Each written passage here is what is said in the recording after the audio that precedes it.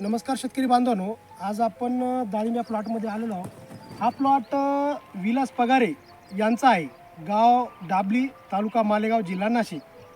तर यांनी आपल्या बागेसाठी आपले पूर्ण विगर ॲग्रीटेकचे पूर्ण प्रोडक्ट वापरलेले आहेत। तर ते काय काय कोणत्या स्टेजनुसार वापरले आहेत ते तुम्हाला मी आज सांगतो।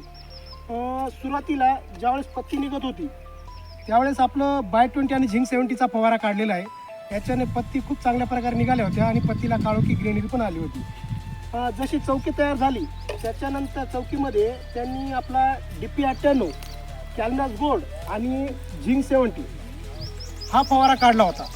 ज्यावेळेस चौकी तयार झाली त्यामध्ये चौकी असतेतून मादी कळींची संख्या खूप चांगल्या प्रकारे निघाल्या, म्हणजे नरचा रेशो खूप कमी होता आणि मादीचा चांगला होता।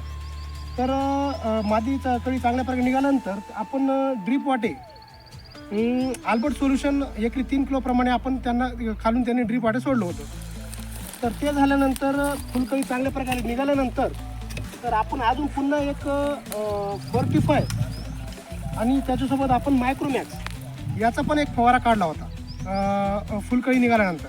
ते पण खूप चांगल्या प्रकारे मादी कळी निघाली आणि सेटिंग पण व्हायला सुरुवात झाली।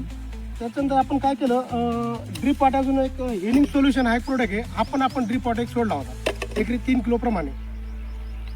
सेटिंगसाठी पुन्हा आपण एक स्प्रे टाकला होता, तो DP98, कॅल्मॅक्स गोल्ड आणि झिंकचा परत हा एक स्प्रे घेतला होता।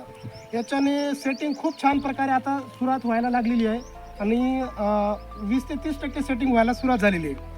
आणि त्यासोबत आपण परत ड्रीप वाटे 04039 हा पण एक डोस लिक्विड दिलेला आहे। तर आज हा प्लॉट खूप सुंदर झालेला आहे, सेटिंग पण व्हायला लागली, मादी कळींची संख्या जास्त आहे आणि एकदम सुंदर प्लॉट झालेला आहे। धन्यवाद।